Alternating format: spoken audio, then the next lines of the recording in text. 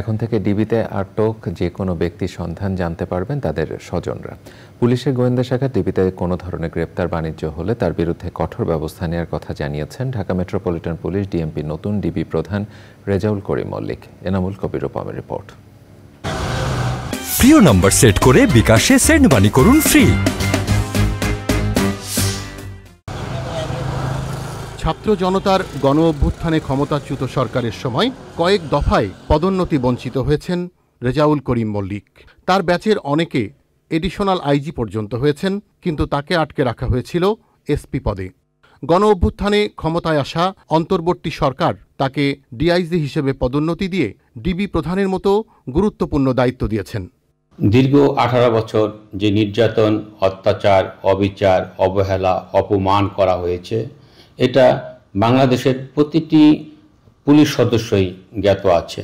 আমরা যারা পদবঞ্চিত, আমরা যারা লাঞ্ছিত, নির্যাতিত, নিপীড়িত, তাদের দিক খেয়াল করে আমাদের শ্রদ্ধেয় মাননীয় প্রধান উপদেষ্টা, বিশ্ববরেণ্য ব্যক্তিত্ব জনাব ডক্টর মোহাম্মদ ইউনূস স্যার আমাদেরকে সেই সুযোগ করে দিয়েছেন।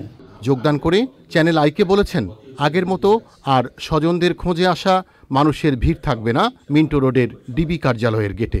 যদি কোনো অপরাধীকে আমরা এখানে এনে থাকি, তাহলে অবশ্যই জানতে পারবে যে এখানে কে কোন আসামি আছে।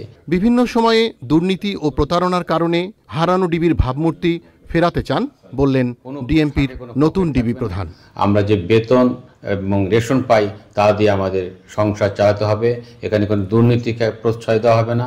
যে দুর্নীতি করবে তার বিরুদ্ধে আমরা বিভাগীয় মামলা সহ যদি প্রমাণিত হয় সব ব্যবস্থা নিব। 17তম বিসিএস-এর এই পুলিশ কর্মকর্তা বললেন, সব কর্মকর্তা সদস্যদের পদায়ন হলে ডিবির কার্যক্রমে গতি ফিরবে। স্বরাষ্ট্র উপদেষ্টা মহোদয় তার নেতৃত্বে অল্প কয়েকদিনের মধ্যেই যেভাবে আমরা আইন শৃঙ্খলা রক্ষায় সার্বিকভাবে উন্নতি লাভ করছি, সেই ক্ষেত্রে আমি মাননীয় স্বরাষ্ট্র মহোদয় এনামুল কবির রূপম, চ্যানেল আই, ঢাকা।